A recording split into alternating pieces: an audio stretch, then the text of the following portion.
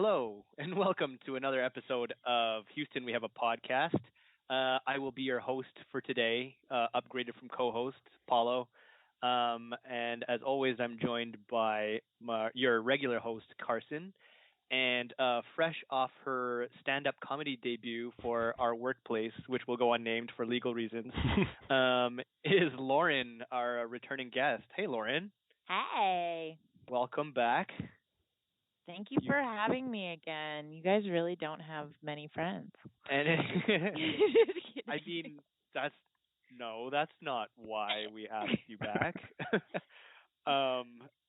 Anyways, we're just in time for quarantine to start being lifted in due to COVID. We're going to have an in-depth analysis of the Rec / quarantine movie franchise, which, if you're not familiar with, started with Rec in 2007, which is a Spanish zombie movie. I won't go into too much detail because that's what we're going to do as a group. But yeah, it's something to definitely revisit while you're transitioning back into the world from coming out of your cave. Coming out of your quarantine, if you will. Anyways, as we always start our episodes, we're going to talk about something we've seen recently, aside from Rec and Quarantine, obviously. You might get some good recommendations. You won't from me today, but let's start with Lauren. What have you seen recently? Oh boy. Well, other than all of the shows that make me feel better about the state of the world right now. A movie that I would love to point out is, oh my God, totally just forgot it. What the hell? I've been watching Family Guy to go to sleep. Otherwise, I don't sleep. So that shows you the state of my sanity. Haunting of Hill House. Those are movies, right? They're 2 hours each, I think. So they technically it counts. Are a movie. Yeah, sure.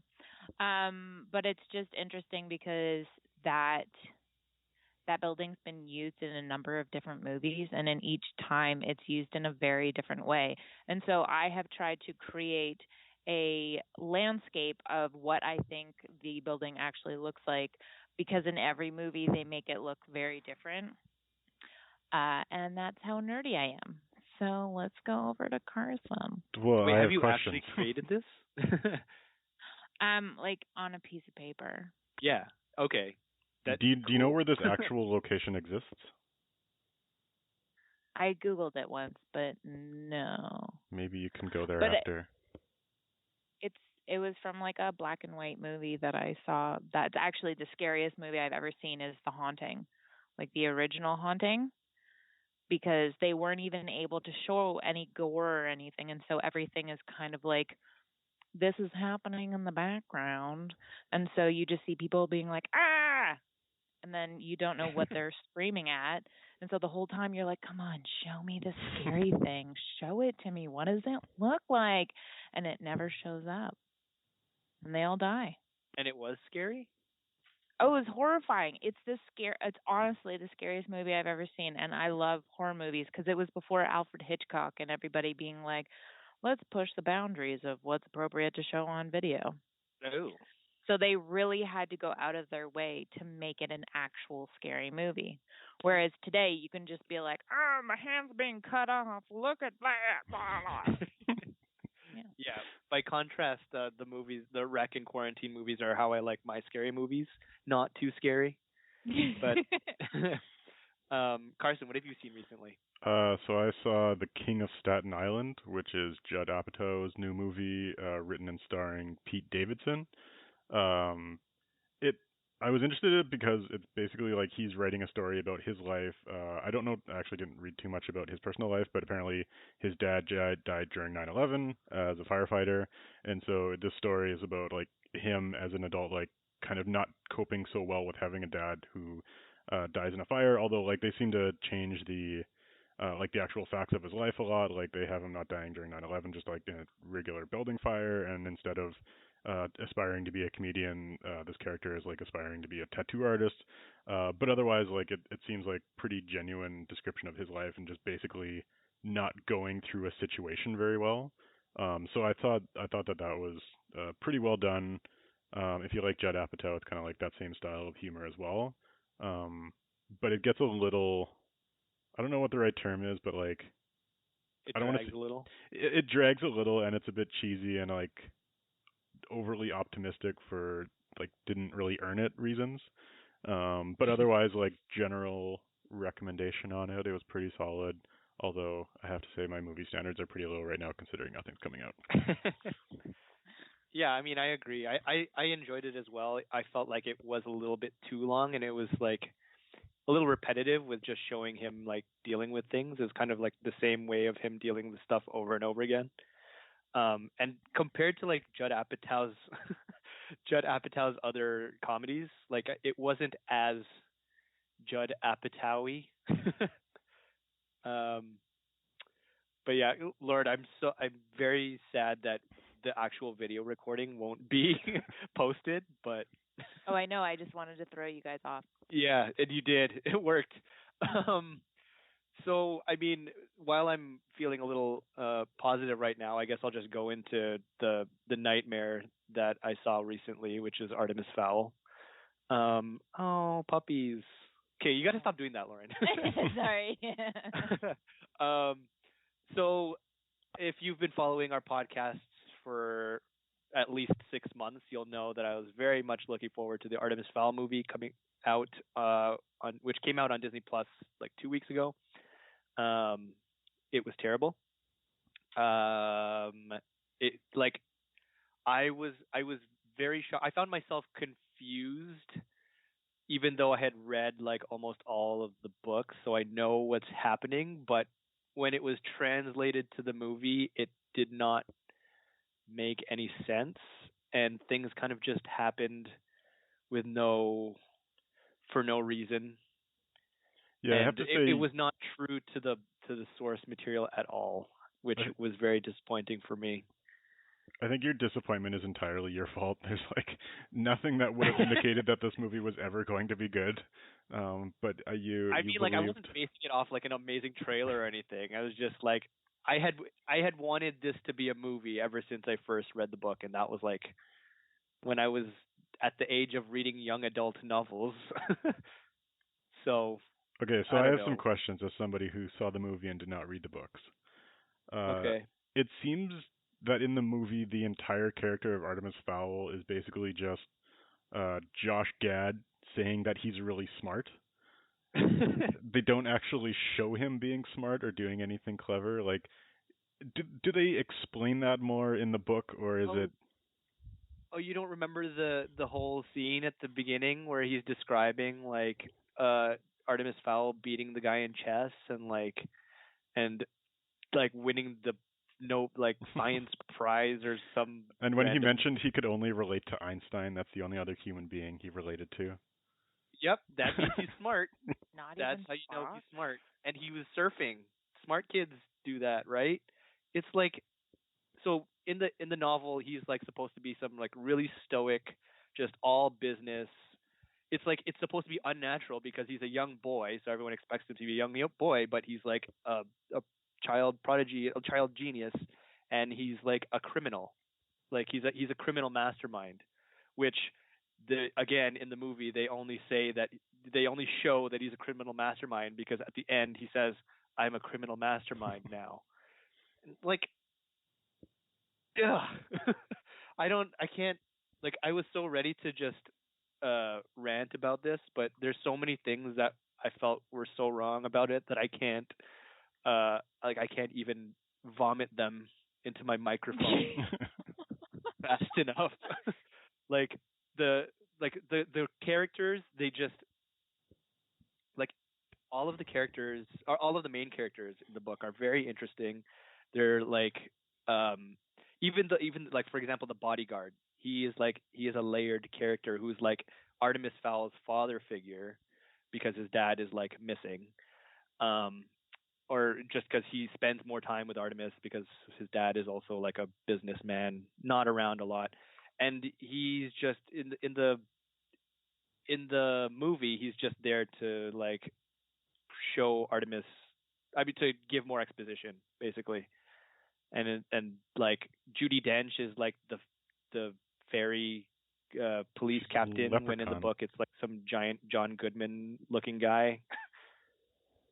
I don't know. I'm not. I didn't even. I realized I didn't even explain what the story is about for anyone that is listening and hasn't read the books. Yeah, sorry, Lauren. You're like, yes, everything's normal, and then an elf. Yeah. It's okay. So before I spend too much time talking about it, it's about like there's a secret world of fairies and elves and goblins and stuff, and Artemis Fowl, this child genius, discovers them, and he tries to hold one ransom for a lot of gold, for reasons that are actually pretty altruistic because he has a unhealthy mother, a mother who's sick, and the movie just throws all that shit out the window. Yeah, I feel like the movie missed an act. Like there was a bit of an intro, and then it's like, okay, we're at the final action scene now. Yeah. So there was that, and it's like none of the characters really made sense. Like I wanted to know the bodyguard. It felt like there was more to him, but then it was like there was just nothing there. Maybe they ran out of time filming, and so they were just like, let's just put whatever we have together.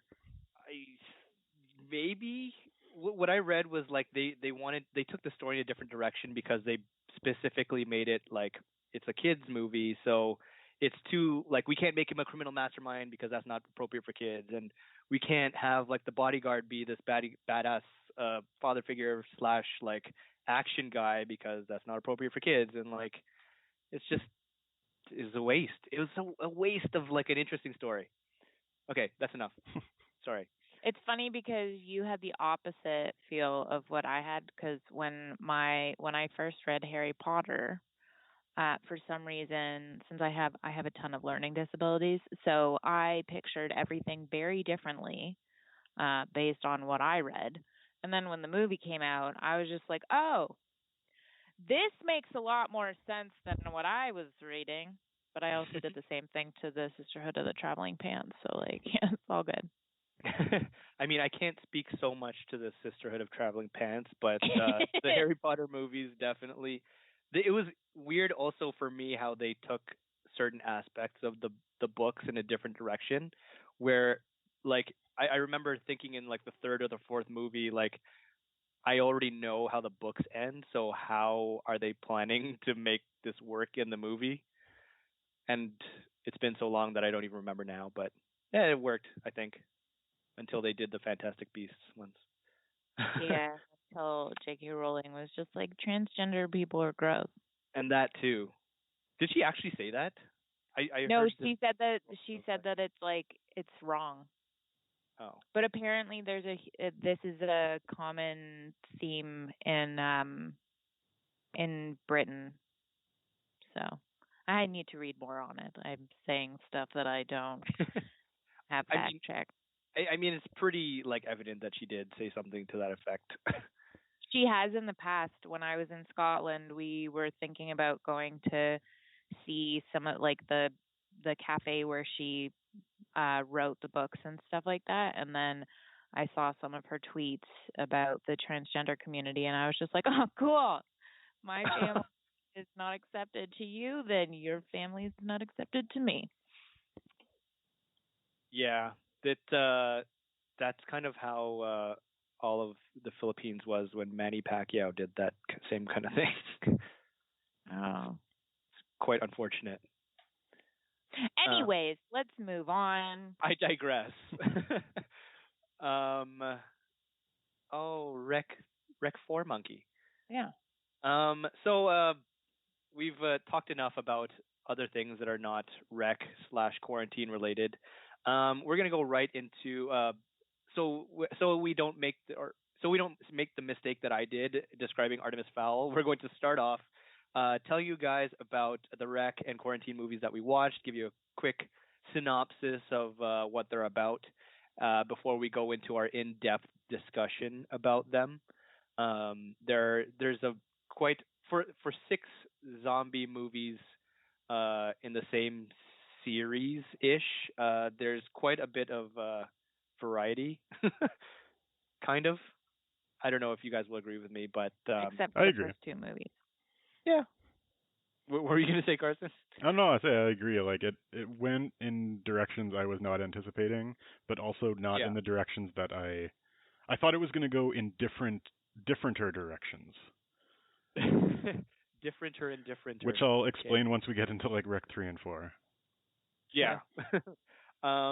So I mean to get us started, I think Carson, you were going to tell us about Rec 1, right? Yeah, so I'll give a brief description of Rec 1. This is the one that like most people I think are familiar with because it was quite popular. Came out in 2007, is a Spanish film, most popular for being a found footage film in kind of the craze of found footage horror movies. This came out in a time period where Cloverfield and Paranormal Activity and Rec all came out within like a 4-month time period, and it kind of exploded found footage genre within like horror. So it was most popular for that. The basic story is that so everything is filmed through the camera that is kind of doing a late night TV show. So you have a host who they do. I think the show is called like While You Sleep or something like that. And basically their Yeah. show is like While you were sleeping. while you were sleeping. Thank you. And so they talk with people who are working around the city, presumably. And so this night's assignment is to go work with firefighters. And so they're there, and and I think what I really like about Rec One is like it starts off really kind of almost boring and just like something you can relate to of like, oh, this is how boring being a firefighter is. Like everyone thinks it's super exciting and we go on calls, but really it's like we just kind of hang out.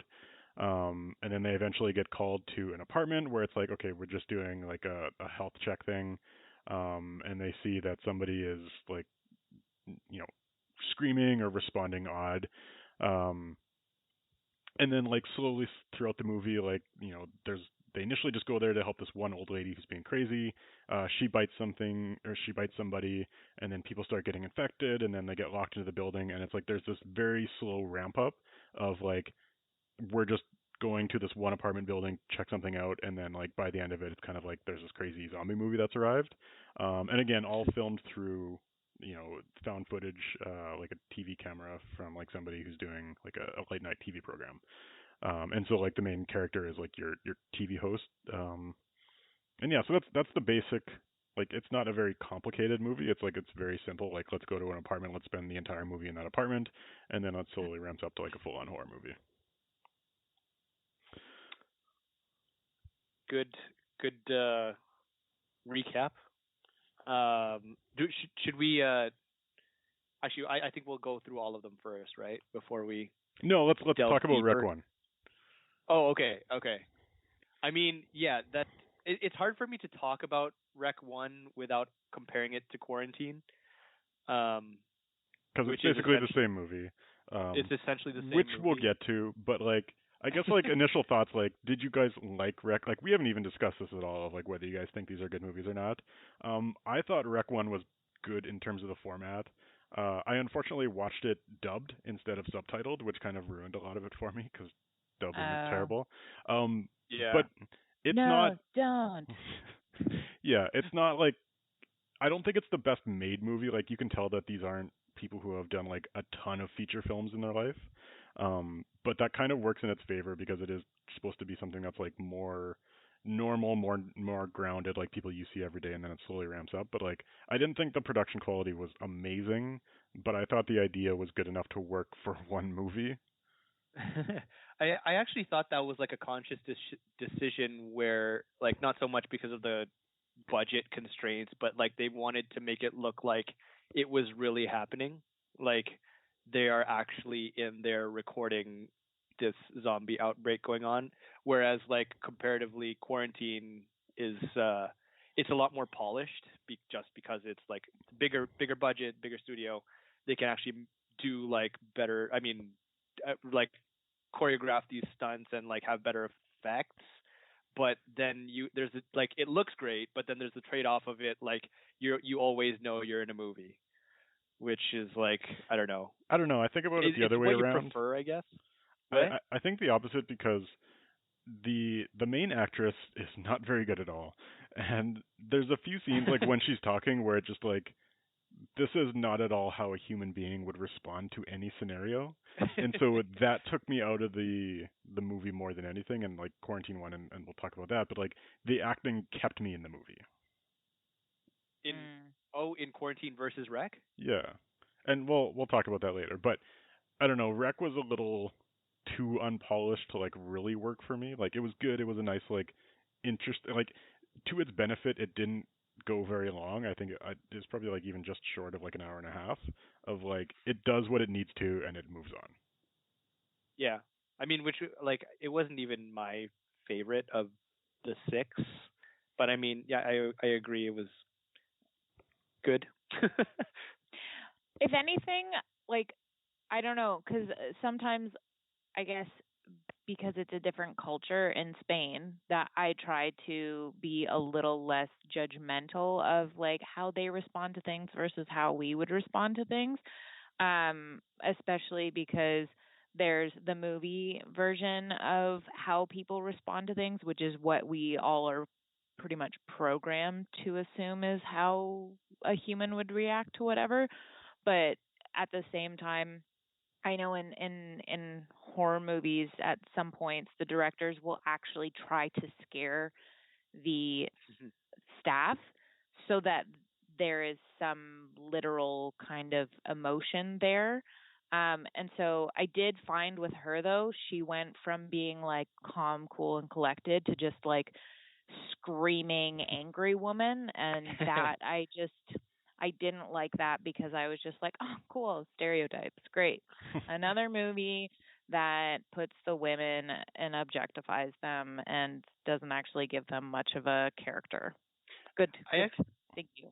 I actually thought maybe I'm just not remembering Rec as well because it's the one I watched like furthest back. But I thought the main character was supposed like she would freak out, but she was supposed to be like more like more fighting back, freaking out than just like breaking down like, oh, I'm just a little girl. Oh yeah, like number 2, which is or Quarantine 2, which was just like brutal.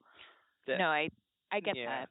But the one thing, like, so with the lead actress in Rec 1, like, they really needed to justify why the camera was still rolling, and so they kept having her in these scenarios where it's like, oh, the people need to know what's going on in here. And it's just like, I feel like that required some very, like, mature acting to pull that off, because, like, it doesn't really make sense at all why you would keep a film camera rolling through this entire time, and it's just like, I don't know. Well, she didn't even explain why. She just started yelling that. Yeah.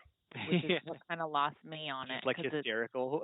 Yeah, because she didn't go into any explanation or anything. They're just like, turn that off, and she's like, people need to see it. Like, wouldn't you want to talk with your cameraman prior to like figure out whether or not you should keep filming? I think movies in general, and especially these ones, and I'm alluding to Rec 3 a little here. They need to do a lot better with that trope, and that's like one of the big problems of like the found footage, like finding a reason why any of this should be recorded or why anyone would actually care to record this stuff going down, even if their job is like a reporter or a cameraman. Like once it gets this hairy and everyone's just zombified and eating each other, I think there's a point where they're like, okay, we don't have to do this anymore. So like just I don't know how, like if you get creative and be like, okay, it's cameras mounted, I can't stop it, it's recording. Yeah, it's a GoPro. Oh, we smashed the button and it won't stop going. Yeah, and I mean like they kind of, that probably explains why in the later movies there's less of that, but we'll get into that. But that trope definitely needs some work. Do we want to go Rec 1, Quarantine 1, Rec 2, Quarantine 2? Or do we want to go? Okay. Okay, so I'm doing Quarantine 1. It's basically what Carson said, except it's more polished, a bigger budget, and is in English. The acting, I think, is a little bit better. a little bit better. But I feel like to an extent, instead of making it their own, they went almost word for word what Rec One did. Almost. They added bits, Yeah. but they didn't take anything from Rec One and change it up a little bit, I which think that I didn't like. I disagree with a lot of that. that is the same. No, like I think Quarantine is basically everything, like, because Rec feels like a bunch of kind of amateur filmmakers had a cool idea and did something that kind of worked and resonated with audiences. And it's kind of like if they had a second chance to do that once they were later in their career, just say like, let's make the same movie but just make it better. That's, in my opinion, what Quarantine would be. And I think like there was some key things that they did a lot better. One, they spent more time with the firefighters in the beginning to actually build up that connection between the characters. I thought Jennifer Carpenter was way better. Like when she starts like almost hyperventilating as shit's going down, like you can actually feel like she's scared and like she's good for that type of role. And like she doesn't feel like a fake character. She feels like she's genuinely there, and I feel like she made the biggest difference. But then there was also just a bunch of like smaller things that, in my opinion, they tightened up. One being like one of the extra scenes that you were talking about was when they get into like a fight in a room, and the cameraman has to like smash the girl in the face with his camera, which I thought was like a good use of like the found footage. And then like after that, he's kind of like sitting wiping off the lens because it has blood on it, and it's kind of like you feel that he's kind of shook because he just had to kill a zombie, and I felt like all those little things added up to a better movie than Wreck was. That's true because I was when she first sees two people get murdered in Quarantine, she does what anyone would do and actually like goes into shock Yeah. for a minute and stays there. Whereas in the Spanish version, the lady's just like, "Okay, let's go." Like, like sorry, you weren't like you heard that this was like a health check call. This isn't the reaction you have to two people being murdered in front of you, unless you're a psychopath, which I still question if that was part of the character.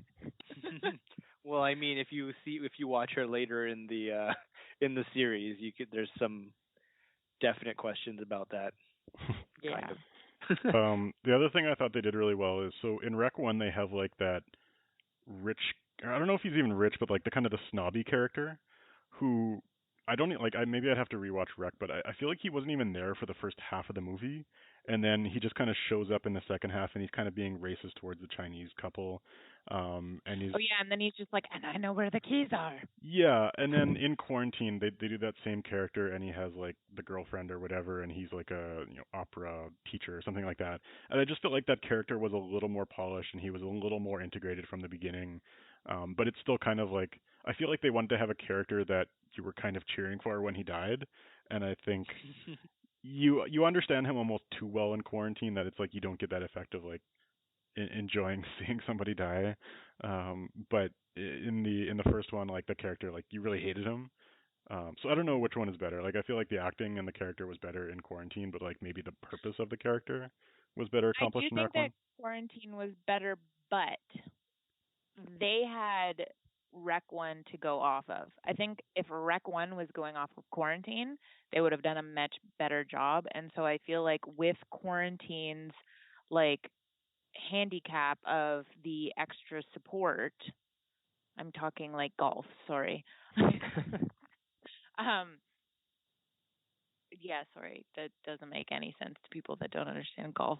But no, so Quarantine, I just think for what they were already given, like they were just handed it with a bow on it and everything.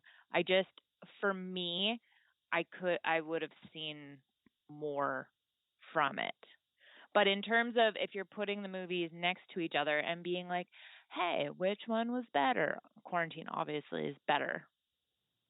But I do think that's kind of rare to see because I mean it's common for foreign language films to kind of be made as like an American version.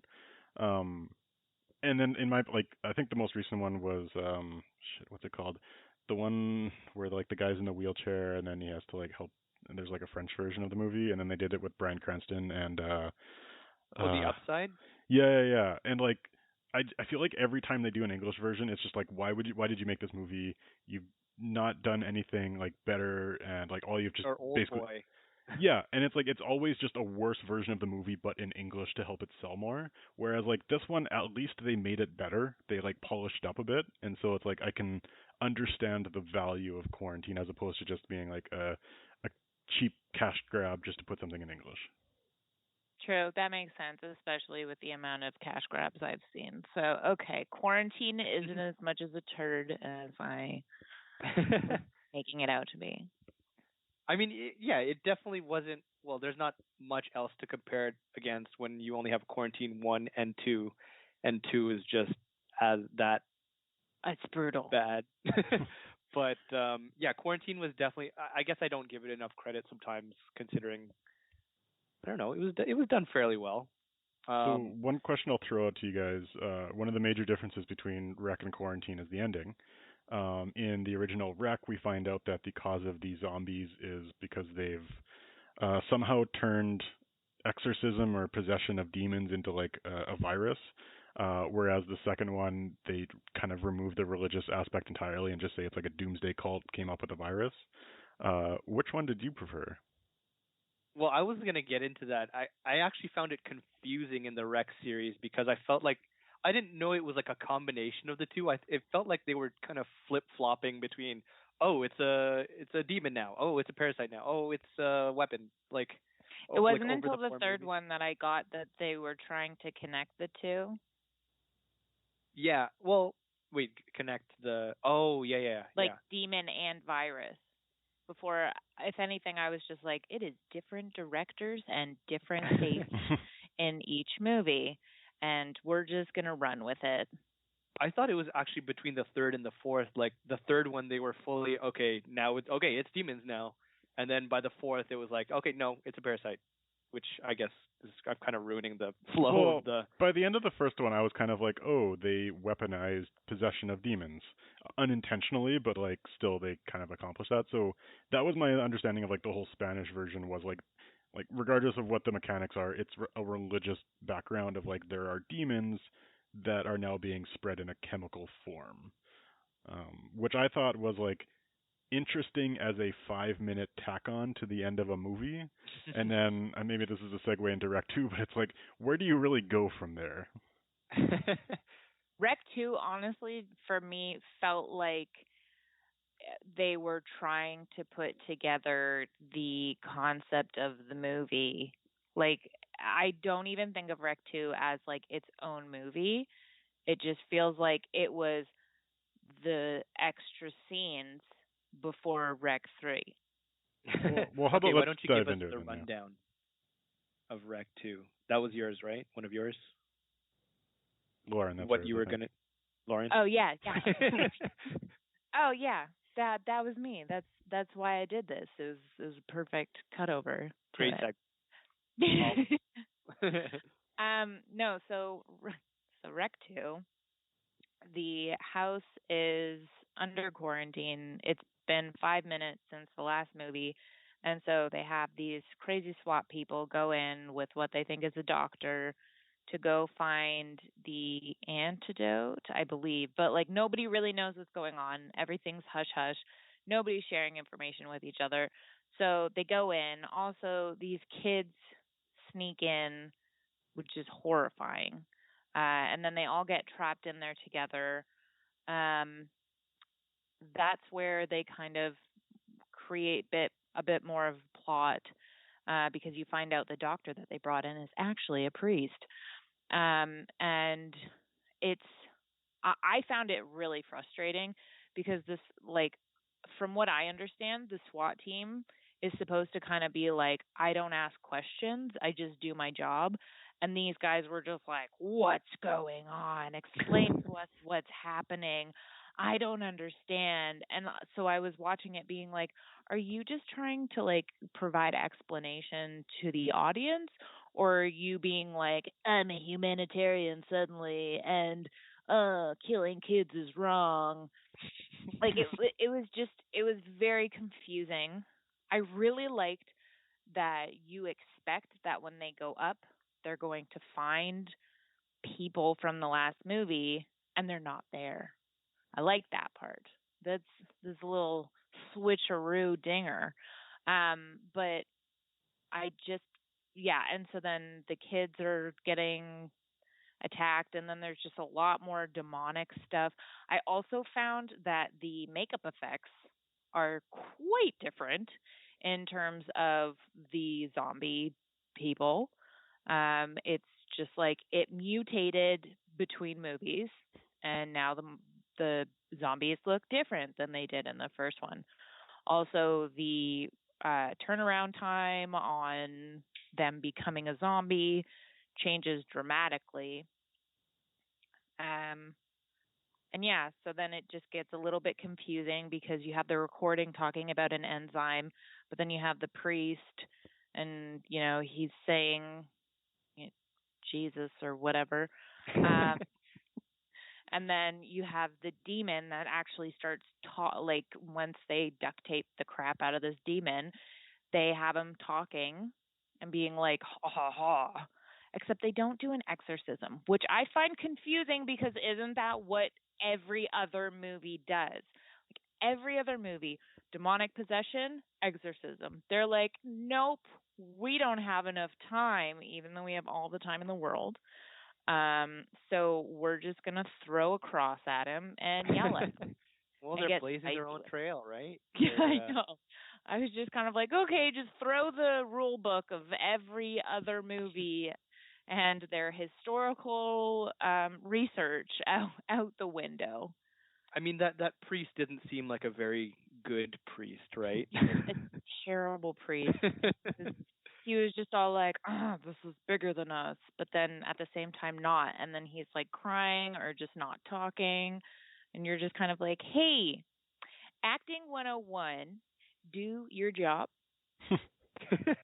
Like your job of acting or your job yes, as your character? Your job of acting and your character. I don't know. Like there were just scenes where they like look over to him and he's just like, I'm just gonna like make my mouth look really small and look like I'm thinking, but in reality, that's the stern priest look. That's the classic stern priest look. It was pathetic for me personally. And that's at the end, I think that's where they introduce the parasite, or they show the parasite, right? Yeah. Spoiler alert. Very last. And that will come back later in number 4. Yeah, so talking about the parasite, I thought that was actually one of the things I liked about Rec 2 is like it was genuinely creepy imagery of like seeing so at the very end of Rec 1 like the main TV actress lady like she gets taken from a demon or whatever you want to call it, and then in Rec 2 they show that she hasn't been killed, that actually like the demon just catches her and then like spits a worm into her mouth to make her infected, I guess. And I guess that's where it gets confusing of like whether it's the I guess enzyme that you bite or it's like a worm or whatever. But I kind of saw that as like a separate thing. It's like the main demon as opposed to like how it's usually transmitted. So I was okay with that. Overall, like Rec 2, I felt that it was the expected and kind of lazy way to do a sequel. Because like you see what like the success of Rec is all around like we're in kind of a close quarters environment. We have this found footage idea, like what are we going to do for a sequel? And like the solution is usually let's do the same movie. What I kind of liked about Rec 3, and we'll talk about that later on, is it more captures the spirit of it and then trying to rebuild it. Whereas like Rec 2 was kind of just like we're going to go to that exact same apartment. We're going to go to the same rooms. We're going to do like the exact same thing, and that's what people are going to like. And like, but we're going to have different people. Yeah, and that's like I didn't like. I guess you can compare Rec 2 to Quarantine 1 because they're basically like let's remake the same movie but let's try to do it better. And the things that like I'll shout out, Rec 2 did a couple things good. Paulo, you were mentioning that you kind of have to justify why you're doing a found footage film at some point, and like I thought they captured that well in that they were doing it from like the body cams of the SWAT cam team or the SWAT team. Yeah. Because there was times when they would split up and they'd be like, oh, let's check on what so-and-so's doing, and they would switch to that cam, and I'm like, okay, I buy the found footage side of this. But at the same time, they're a bunch of SWAT characters who have their helmets on, and so you don't really know who any of the characters are, and it's like I don't give a shit about any of these people. Whereas the first one, they do all that time. We know like, they're gonna die. yeah, and like the first one, like you spend all that time like with the firefighter house, and you see the connections, and it's like okay, these are people we care about. Whereas like in Rec 2, it's like I don't give a shit about anyone here. Yeah, like they literally are just in the SWAT car on their way there, and they're like making fun of each other and being like, "Who's gonna carry the battering ram? I will." And it's just kind of like cool, great character building. That's the fun team banter that makes you care about them so much that you don't want them to die, even though you don't know who you're looking at when it's the helmet cams. I just also found that not that they all looked the same, but I mean they were all wearing identical body armor. And I feel like normally the head or the captain would have something different. And so then they were random. I was just having so much trouble understanding who was who because the captain is the one that's in charge and he's taking care of everything and he gets upset when his men die. But I had so much trouble because you can't see anybody's face half the time. And so it was just them yelling into their microphones. And I was just kind of like, I'm sorry, which character was this one? Yeah, Right. Why is he upset? Oh, he's the head. Okay. Makes sense. Thank you. Thank you. the chief I could understand because they kept referring to him as chief, and he actually had his helmet off. But then it was like all the other people, Okay. who Well, cares about? Well, I guess that's I kind of wasn't like paying attention to whose helmet fell off. that's kind of like a comment, even in like war movies sometimes, where it makes it difficult for me to tell people apart. Like it, like you even in the ones that are done well and you like care about the characters. I'm gonna use like Black Hawk Down as a example. Like they did a good job, for example, of like building the characters up at the beginning when they're all like chilling at the base, but then when they're all fighting and they're all dying, it obviously you feel bad, but it's all kind of just like mushed together and everyone's looking the same, so you don't really know who's dying and what's happening. It's kind of like It's the kind same. of like one of the new Transformer movies where it's just like Oh, you have no idea what's going on and it's just scene, and you're just like, where am I? And they're just like, that's I a don't whole know. level up of confusion right there. But that's the thing. Yeah. Like even when he like yes, he had his helmet off, but like when he was turned around, I couldn't tell who had a helmet on because he also had dark hair. So it was just like they're running up the stairs and stuff, and I'm just like, sorry, who is here still? Who is missing? Who's on the cam in the other room? No idea. Yeah, you really needed to spend like a lot more time like with them before they're going over to the house, and like you needed to have that one rookie character who's out of his element, and the one like cynical guy, and like have these like just classic tropes. They don't need like super interesting, well developed characters. Like I just need to know the difference between them and feel bad for the rookie guy when he gets killed because we feel bad for him. It was his first mission and he Yeah. didn't want to I feel like it's what you would expect from the cheap knockoff American version Yeah. when they try to copy Rec and then they're like, "Oh, okay, we'll do this type of thing." And then but it's funny because it's the actual same people that did Rec 2, which is not as good. And one But I thing mean that it led to better things. Also when it goes from like the sudden so the priest is all like I can't or sorry Dr. Priest, they keep calling him doctor even after he exposes that he's a priest. um they're kind of like, what's going on, what's going on, and he's like, oh, I can't tell you, this confidential. And then it seemed like just a split second he was just like, okay, I'll tell you everything. Like there wasn't any just kind of like, we're going to call this in, we're done.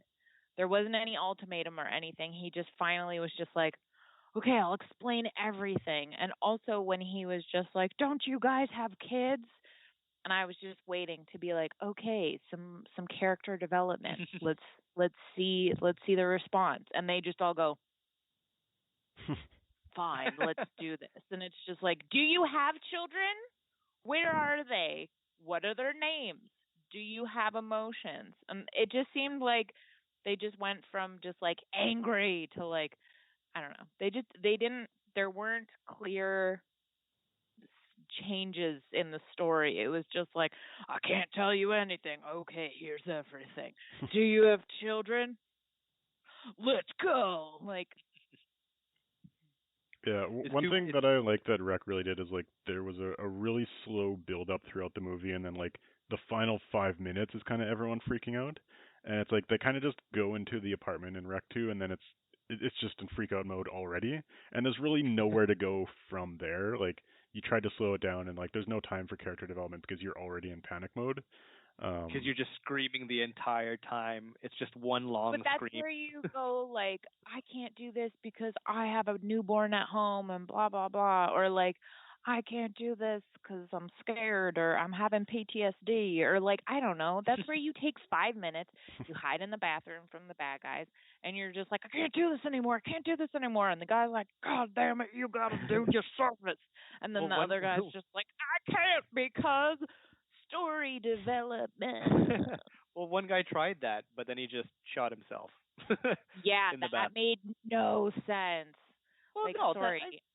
him no, shooting but himself? from a SWAT, from like what they are supposed to be kind of embodying in terms of a SWAT, like those guys are supposed to be like hell or high water. I don't care about my own well-being. I'm about other people. And so just the fact that he's just like, you know what? There's some zombies outside my door. It looks like a pretty good time for me to just shoot myself. Like that just made no sense to me because he's like he has a mission and he just completely forgot the mission and was like, I'm scared. I'm just bye. I mean, yeah, I guess. I don't know. I don't know if I would pick that over getting eaten. I probably would. Yeah. But there was a chance that he could have gotten out. Yeah, he tried the window a little bit, and then he's like, That's okay, boom. Yeah, didn't even see how many zombies were outside or anything to be like, okay, how can I get out of the situation? There was no logic. There was just like, guys, give me my cyanide pill. I'm done. For me, that's like the kiss scene from Rise of Skywalker. It's like it's not a good scene, but I have many other problems, so like I'll let that scene pass. And it's like he seemed like he was in a panic. He had like one bullet left, and there was like 7 zombies out the door. So I'm like, okay, fine, give it to him. That's from my movie watching. They don't hire people like that for SWAT. But it's more like for me, I saw it as he exhausted his options and he knew that he wasn't going to survive, and so he did like. And if you turn into a zombie yourself, then you're contributing more to the problem. So it's actually the best solution is what he did. Like I didn't see it as like I'm super panicked and so I'm just doing this out of fear. But he doesn't know about why the zombies are the way they are. He doesn't know all the stuff that we know. So the fact that he just automatically just was like red button just confused me. I think it's because we know those things because, like, from watching all these tropes of, like, we put all that shit together, and it's like, yeah, he doesn't have any bullets left, even though it's not necessarily shown. It's like, he doesn't have any bullets left. It's hopeless. He's just going to shoot himself, and then we accept it. If he gets bitten, he's going to become part of the problem. He doesn't know that. He's in the movie. Yeah, it would have been nice if he had been bitten first, and, like, you could see, like, something red in his eyes, and he's like, he knows it's turning. Then it makes more sense, I guess. There you go. So one scene I want to talk about Rec 2 that I actually really liked, because it seemed like in lieu of character development, they decided to go with like exploring the mythology more. Part of which was, these things are banned from the light apparently, so you have to like see them through different lenses because like God has banned them from being. So I liked that element of the mythology. And then there's one I thought scene they would use in Rec 4. I don't. Be like, oh, well, they changed the rules in Rec 3, guy. so. But no, the one scene I liked is like when the chief, like they're looking in this room in kind of like the dark, and then they see like this pool of water in the middle of the room, and then the chief gets pulled into it, and then they take the lens off, and he's just gone. I thought that was cool. Magic.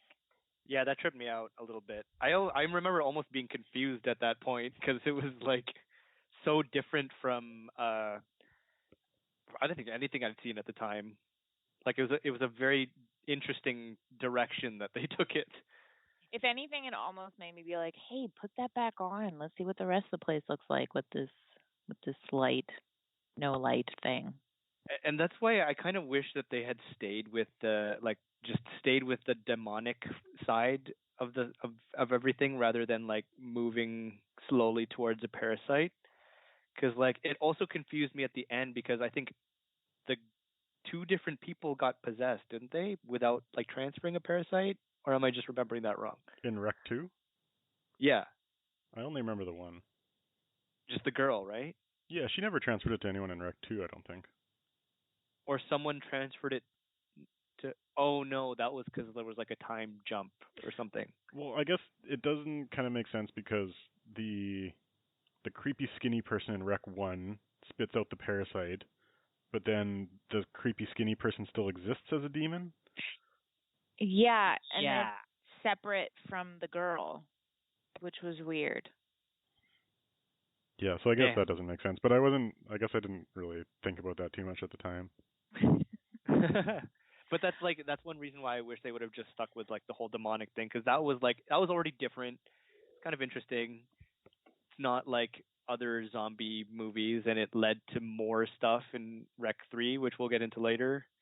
I get that though because I almost wish that they had been like, oh, he was trying to create demon chemistry, but it didn't work because he couldn't control it and it became just demon craziness.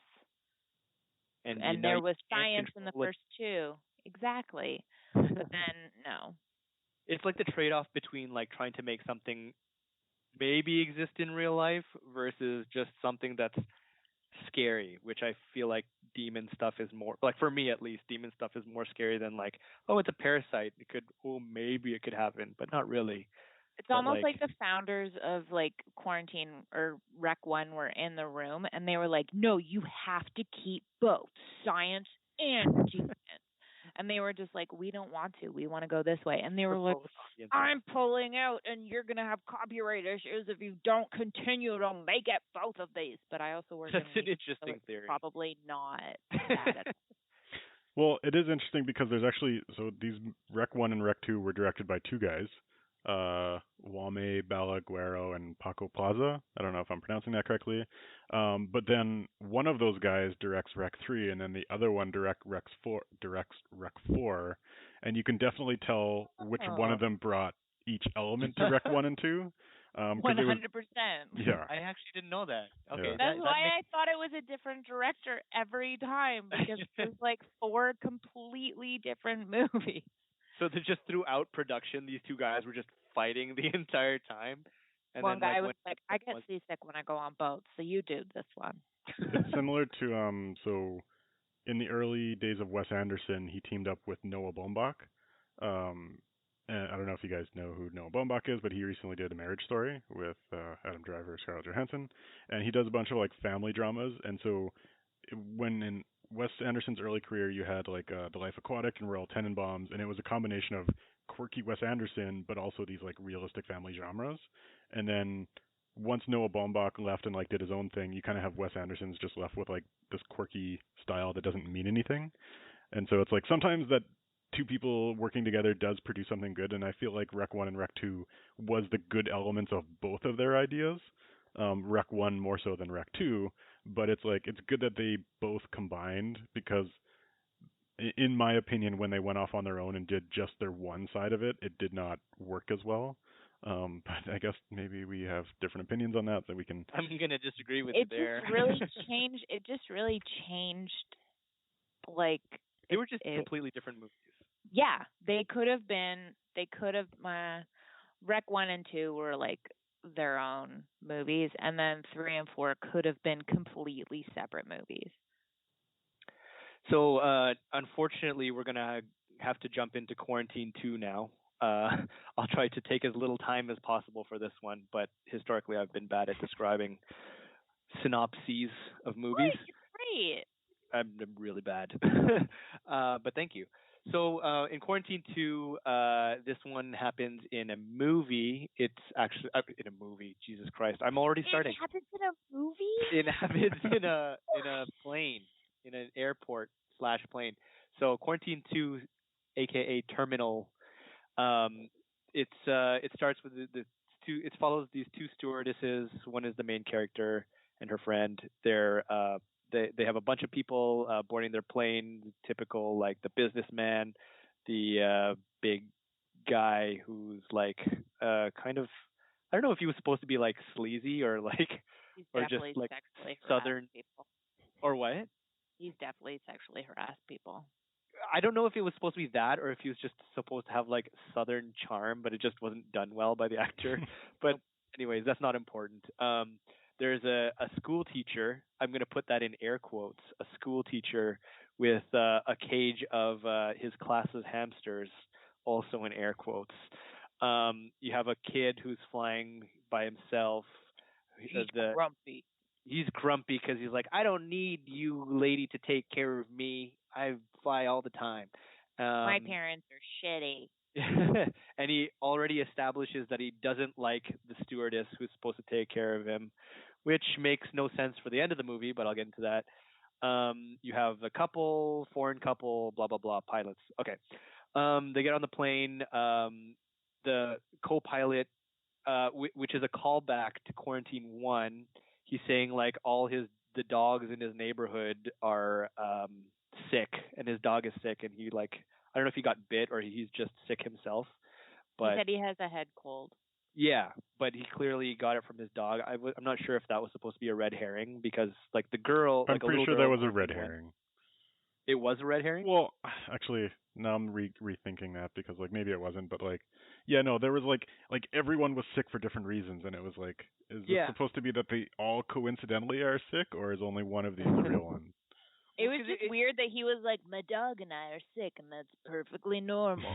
Yeah, no, but it was like so specific because of one of the little girls in Quarantine 1 who's like, oh, my dog was also sick. Yeah, something, and then she became a zombie too. And that comes back in Rec 3 as well. But I have tonsillitis, and it's not related at all. And what? Well, okay, so I'll leave that up in the air if that was a red herring, because he actually wasn't the first zombie on the plane. He shows up as one later. Yeah. Well, okay, like I guess maybe we'll have to talk about the plot at that one point, but there's a point where he like the first guy who is a zombie is trapped in a bathroom, and then we come back, and then the other people who were keeping him in the bathroom are now zombies.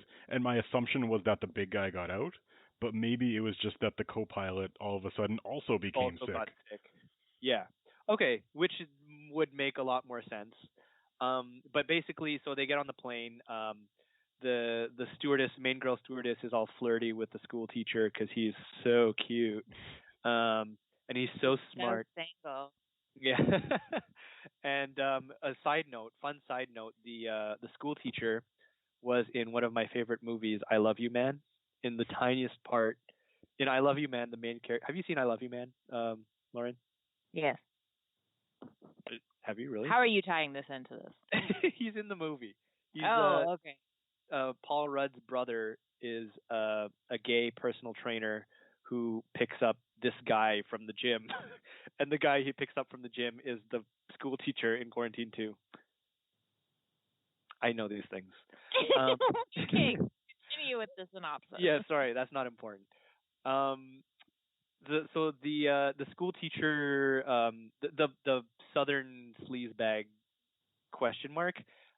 He's trying to help the school teacher shove his hamsters into the overhead compartment. He gets bitten, and then boom, he's clearly the first zombie. Later in the flight, he freaks out, and he like vomits on one of the stewardesses.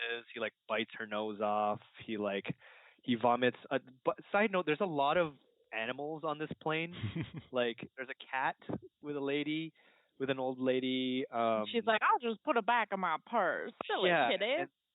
The cat like eats the guy's vomit, so the cat's infected. The guy like they have to restrain him. They land the plane. And then they get into a terminal where they're like locked in quarantine. And then so they leave the guy. They lock the zombie in the bathroom the bathroom of the plane with the co-pilot and the pilot. And I told you guys I'm not good at this. You're doing great, sweetie. Thank you. they lock him in the plane. Everyone else, the stewardess is, or the one stewardess now, because the other one got her nose bit off, so she has like a pillow over her face. They also don't bandage the right part of her face for what was seen coming off. Sorry, I'll let you finish. It was very dark when I was watching it. I don't know if it was just the glare on my screen, but there's a lot of things that I couldn't see very well. So this might be lending to my inability to explain it. um, but yeah, so they're trying to get her help because she's bleeding out. Oh, and one of the passengers was like an army medic. Um, and so they're like stuck in the terminal, and basically their goal is to just get the girl medical help, but like the zombies get out and then they chase them around and they die one by one. And then at the end of the movie, only the stewardess and the little boy is left. But the stewardess, who was the main character, has been bitten, and then the boy escapes through like a tunnel where the stewardess can't get out. They have a weird moment where he's like, "I'm not gonna leave you," for no reason. Like, I don't know why he cares about her now. And then she's like, "No, just leave me." And he's like, "I'm not gonna leave you. You're not gonna hurt me." And then he leaves her. And then that's it. Oh, and then the final shot is the cat, covered in blood, like just walking away in Vegas. That's Quarantine 3. That's Quarantine 2. Sorry, Quarantine 2. I hope that's Quarantine 3. If you're listening to this and you haven't seen any of these movies, you're probably thinking, well, wait, this is a found footage series. How did they manage to have found footage on an airplane? And the answer is they didn't. They just completely abandoned that, even though it's literally what the franchise is named for. Is like rec is like the record symbol from a camera. But they give up. I have a feeling they just threw it out. I have a feeling like this movie was just supposed to be something else, and then they're just like, let's just call it Quarantine 2, like halfway through production, and we'll sneak in something about like a doomsday cult. In a weird way, I kind of respect it, because they were just like, there's no way we can creatively have someone recording this on a plane, so let's just give up on it. And you know what? Fine. They made a different movie, and they had their like tie-ins. Oh, because I forgot to mention that the school teacher actually turned out to be the guy who was doing the tests in the quarantine house from the first movie, and he turned out to be like the class hamsters turned out to be his lab rats that he smuggled onto the plane somehow with a gun too, I think. Yeah, he smuggled them both on. He's like, yeah. I got the gun on the same way I got the rats on, and didn't explain how. Just was like, I got them both on. Well, no, he was saying that there were many friends of the cult, and presumably one of them was an airport worker who let him bring it on. Oh, okay. Well, and that's like the only mention of other people helping him throughout the entire movie. This was also pre 9/11, so I guess the security was not as stringent. This was definitely not pre 9/11. This was what? This was 2011. This is definitely not pre 9/11. That's 10 years later. 2001. Oh, geez. I was thinking of. I thought 11 was the year for a second. Forget it. So it's just. So yeah, this movie's terrible. Like it doesn't matter what the ideas were, what the script were, what the actors were. Like it was just made terribly in every possible way. So there's not much you can dive into. One thing that I'll say was a shame is like it's actually a pretty cool premise. If you talk about like the first wreck of saying like, what if you had that slow burn like build up of like somebody's maybe a little bit sick and then infected, and then there's like a small incident that grows while you're on a plane in the air. But the biggest shame is that they basically just turn to like the big guy becomes a zombie right away. Like there's no build up. He's just like, oh my god, he's a zombie. We have to land, and then they just immediately land. Like you should have the whole movie in the plane, and then the final 5 minutes is like their scramble to try to land the plane on time. But they it's almost like they had planned a bigger plane so that they could do that, but all they got was this dinky little jet. I would have liked that, and I think to your point, Lauren, I think they couldn't do it because they just didn't have enough ideas to have the entire movie on just one little plane. It's also like a one aisle, like the aisleway was so narrow that Yeah. it was very difficult to see what the hell was going on. But I think you could do that. Like you could have one person get bit and then be sick and then like bite someone else. Like basically the same plot of Rec 1. Like you could have, okay, we subdued the person who was initially sick and now we're trying to take care of these other people, and then eventually those people become zombies and then start biting other people, and it's like you can slowly build that while having character drama. They just like whoever made this movie is not competent enough in filmmaking to do any of those things. Well, also with the terminal, like, I don't know, with the house, there was a confined space. So everyone was in a specific amount of space. Whereas in terminal, it was just kind of like a freaking free for all. Once Yeah, they because land, Big. it went from like interesting setting, plane, this could be cool, to okay, it's a terminal, but it's a warehouse. But you can also go into the baggage area, and you can also go into Yeah. this and this, and it's almost just like how to the. If anything, in the house thing, it seemed like the zombies weren't specifically like they were looking for humans, but they weren't intelligent enough to be hunting for them. And so you would find them in a room somewhere and they're like trying to open the fridge or something and failing at it. Whereas in Quarantine 2, they're hunting you because there's such a big space. And so it's just like you could have completely hid and lost them based on the circumference of the location. But suddenly, oh, they can hear you and they can smell you and they can find you. I think it was also like because of what they were trying, like what the survivors were trying to do. Like everything they did continued to put them in harm's way. Because like, I mean, it also kind of flowed as well. It made sense because like, okay, the stewardess is bleeding out. I have to go get my bag that's back on the plane. Fine. But then also on you have like that makes sense. But then you also have the businessman like, oh, I have to get my laptop too. yeah. So I'm gonna like, like it's Well, also, the way that they used the paralyzed gentleman did not make any sense. It didn't make any sense at all. I thought that they were going to do something really cool with that, where like he would become a zombie, and then you'd like see him crawling around like with his arms and those like limp legs. But they totally did not do that at all. I And the think fact that he was alive, like, that didn't make any sense when he's like when they just left like, him on the guys, plane. yeah, like, look down. Also, that is not policy in any way, shape, or form. They would, like, she wouldn't have just left him on the plane with the pilot. Sorry, I just, with a handicapped father, it's, you know this shit. But no, so, like, like, they did not read any policy on plane shit.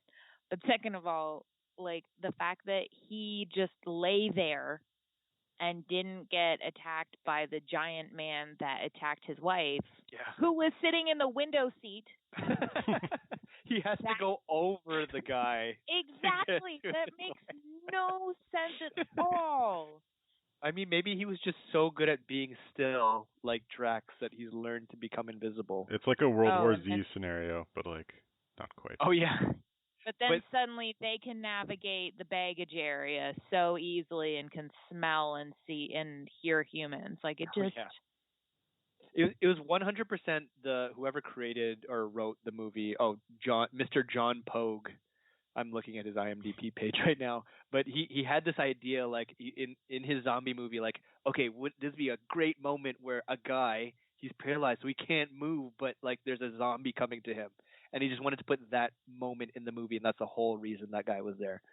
And he's like, we'll make it work somehow, because there's the little moment later where like a rat, the infected rat, like jumps on his head, but he can't like get anyone's attention. It's kind of sad, but I'm not going to credit this bad movie. I'm also looking at his IMDb, and he is working on Deep Blue Sea 3 right now.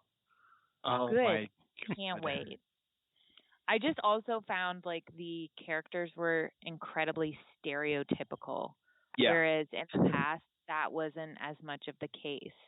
And so this one was just like all the women are too scared to do anything, and they're just screaming at the top of their lungs. And then the big, strong men come in and they save everybody is just, oh, yay, yay, the big strong men. And it's just like, it was just very frustrating. And the angry kid who's just like, screw all you guys. And then the stewardess who's kind of just trying to be like, okay, kid, like, I'll get you to the next thing. Suddenly she maternalizes the crap out of this child and is just like, I will do anything to make sure you are safe. And there's nothing throughout the entire movie to give her any kind of motivation to care for this kid at all. Yeah, he's being a dick the whole time. And there's no reason for him to like her. Like she doesn't even particularly help him that much, like throughout his flight, because he tells her, I don't need your help. So she doesn't help him throughout the whole and then movie. when he's like, I saw something, and she's just like, I don't know about that. And he's just like, he should have just been the teacher. Okay, lady, bye.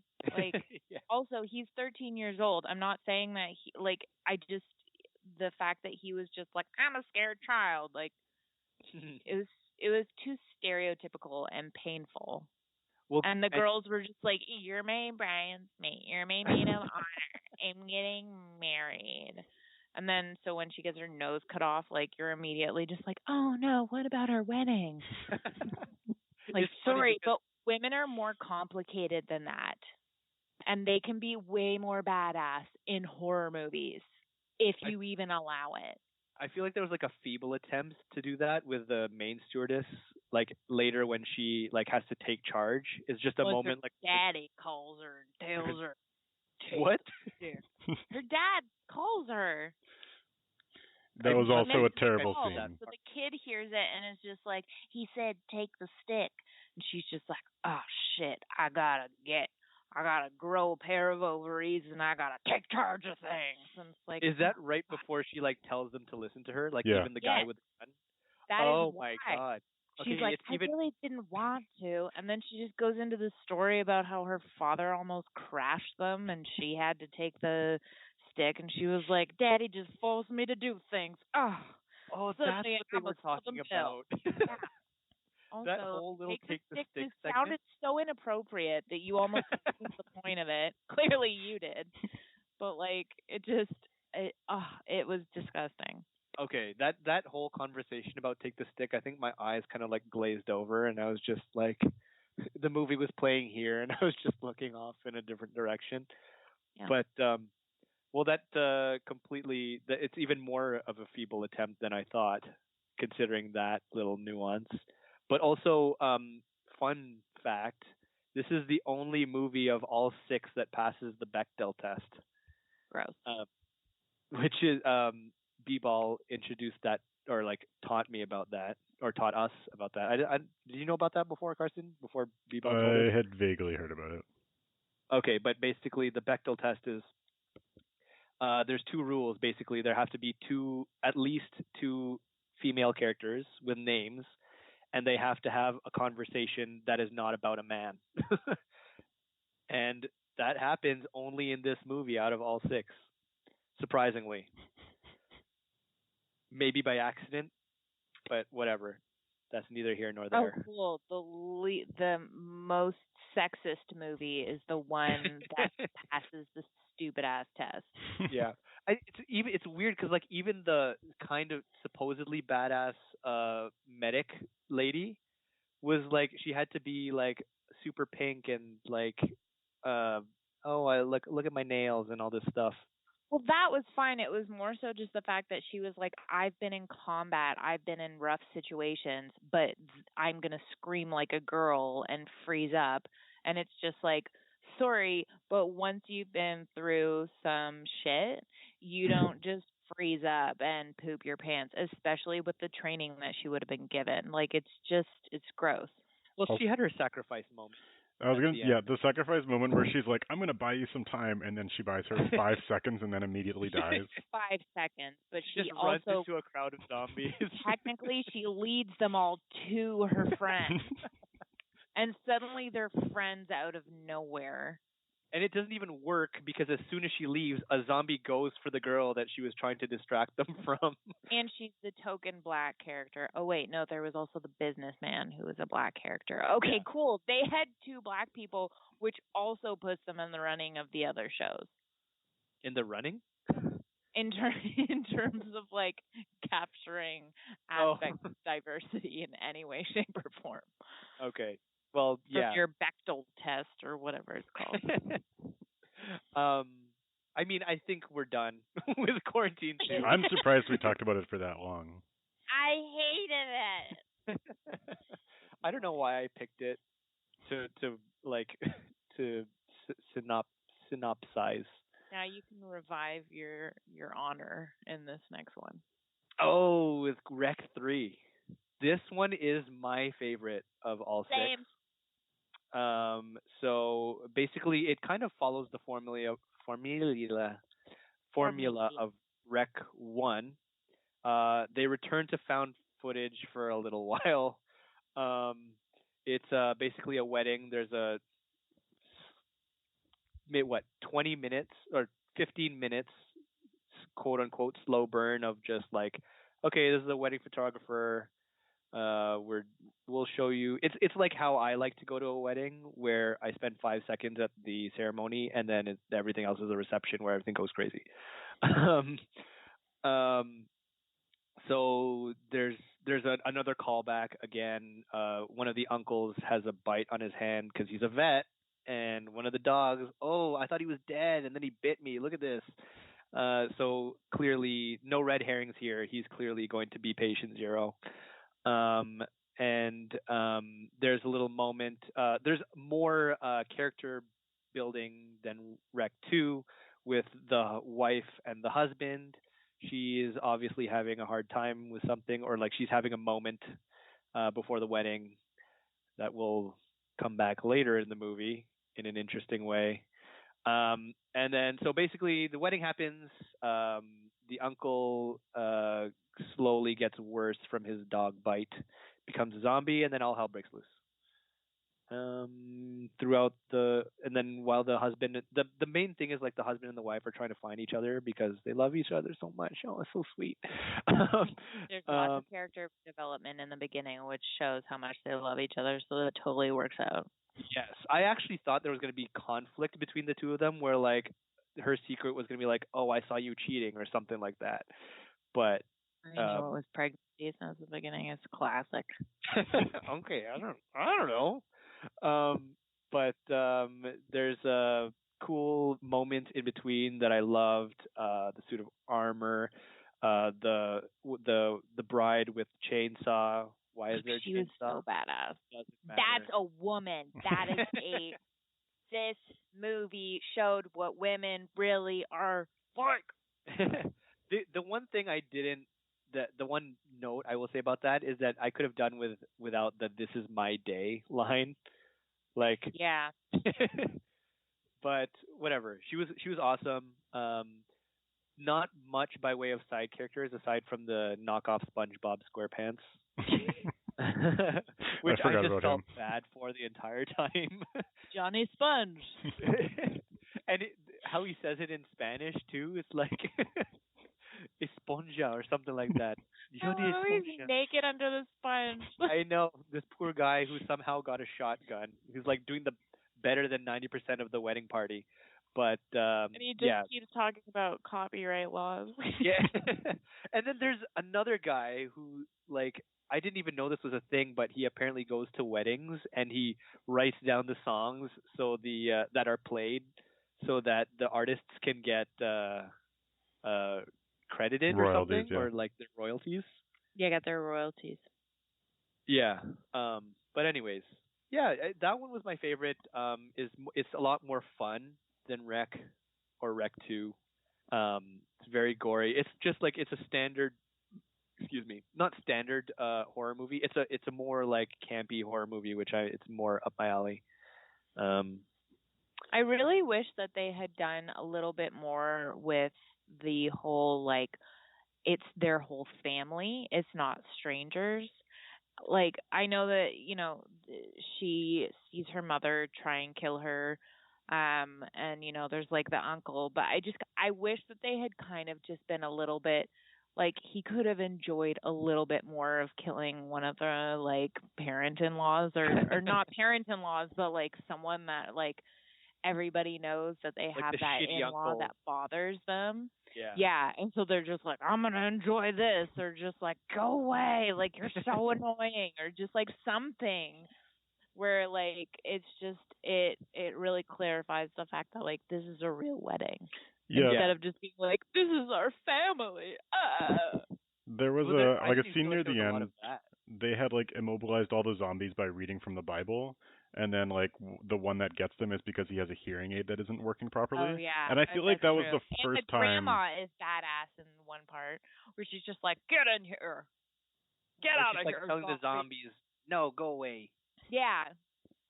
But yeah, the whole like the hearing aid with like I think it was the father or father-in-law, I feel like they hadn't where set that up before. Like I don't remember hearing did about they? that. I don't remember it.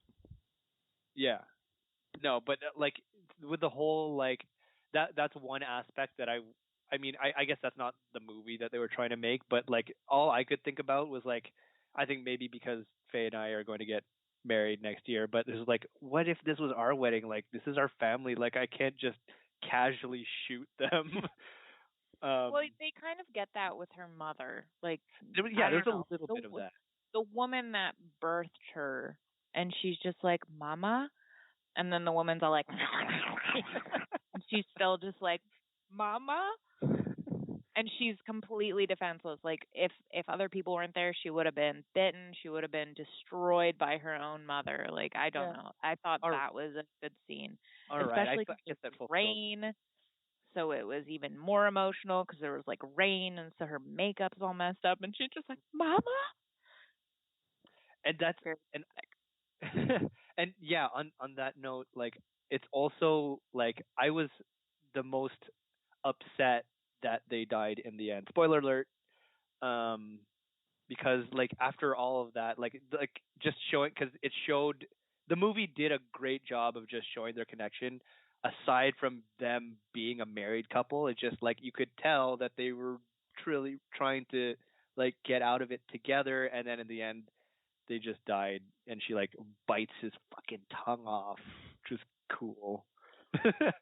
I liked when, because really this is two movies. Like there's the first half where you're following the cameraman and doing like an actual found footage movie, and then like halfway through it becomes a uh bride and groom like zombie affair, which I liked both of those movies, but I wish they had picked one and done it the whole way. Because like the whole first half of the movie is like building up this character who he's like filming from his phone or this small camera, and he's learning from the professional wedding photographer who has like a steady cam, which like I totally thought we were going to get more steady cam in this, and then they just completely abandon it. Completely. But yeah, but like you have all this character build up, and then basically the amateur cameraman escapes, goes into a bus, and then the bus gets invaded by zombies, and he's done. And then it's like, okay, now that was pathetic. That was surprising. That it was really funny. Let's get rid of 20 people by putting them in a bus and then them just being caught in a corner. Yeah, so I thought that was funny, but it's like then now you transition to this bride and groom that you really haven't learned a whole lot about as like from like random scenes throughout it. And so it's like I wish they had introduced us to a little bit more, because once they get to that point and then it's like you have the groom and he's putting on like this medieval plate armor because they find it in like the wedding scenario to go back and find her, and like she announces over the intercom that she's pregnant, and then there's like this big motivation of like we got to get together, and I was like that was all cool, it was a fun movie, but it was like two separate movies. Yeah, that actually I completely forgot that they did that little first half where they were following the amateur photographer so much, which I mean, I guess it worked in my favor because I just completely focused on the bride and groom story afterwards. Well, I didn't like it because I couldn't tell the difference between like their cutovers between who was filming what was very confusing. And I thought that it would be very simple because it would be like one is steady and the other is not. But then since they're both running, like the actual like smooth sailing camera is still like I thought it was the kid filming the whole time, like shaking and whatever. But then suddenly there's like an older man's voice behind it, and I was just like, oh, okay, we're on Steadicam. Okay, okay, cool. Yeah, and then they make like to further divide it into two movies. They basically have the kid who has his camera. His camera gets smashed, and then they're just like, you know what, found footage, fuck this, like we're done with it. And they never really come back to found footage in the franchise. It's Yeah. too bad that they don't do weddings with body cams. Like, And I love how they tried at the very beginning, like when the outbreak starts, they tried to have the professional photographer be like, "We have to record this." There's like that little moment where it's like everyone has to see, and then they're rightly so. Everyone's like, "What the fuck are you talking about?" Yeah. And then they just smash his camera, yeah. which completely flies in the face of that trope, and that like kind of leads to them abandoning the found footage, which like I appreciated that.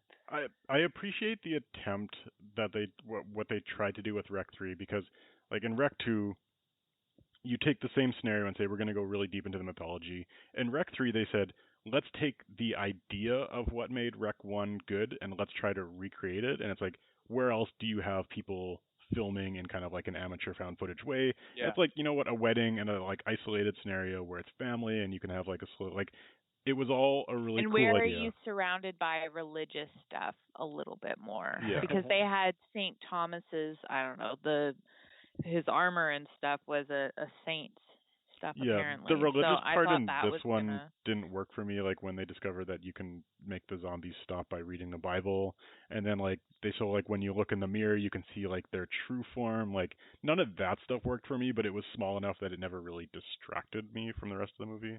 Yeah.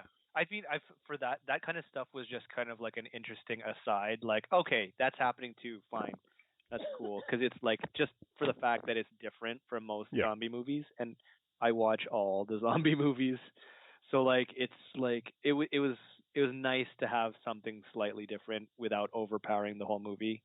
I feel like that whole bit was only because they like ran out of time.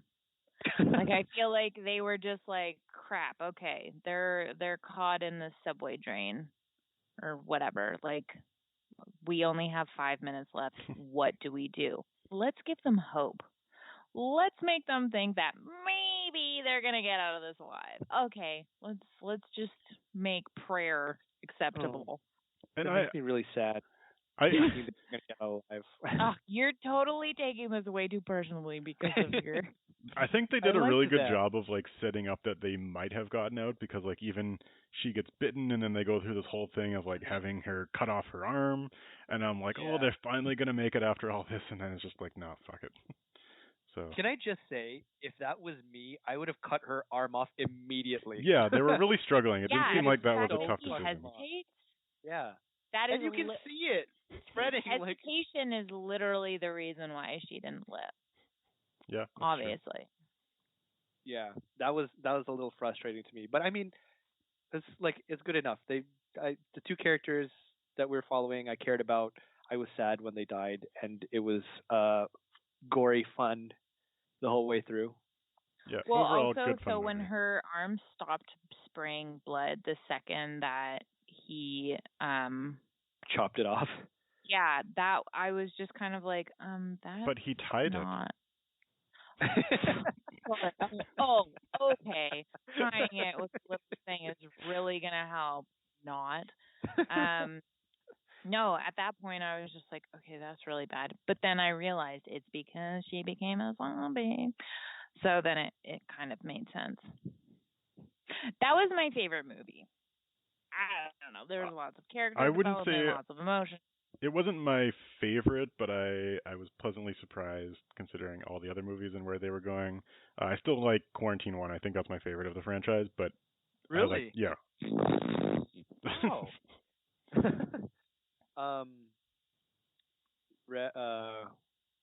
Rec 3 was almost like completely separate from every single other movie, except for one tiny nod in Rec 4. Just one tiny.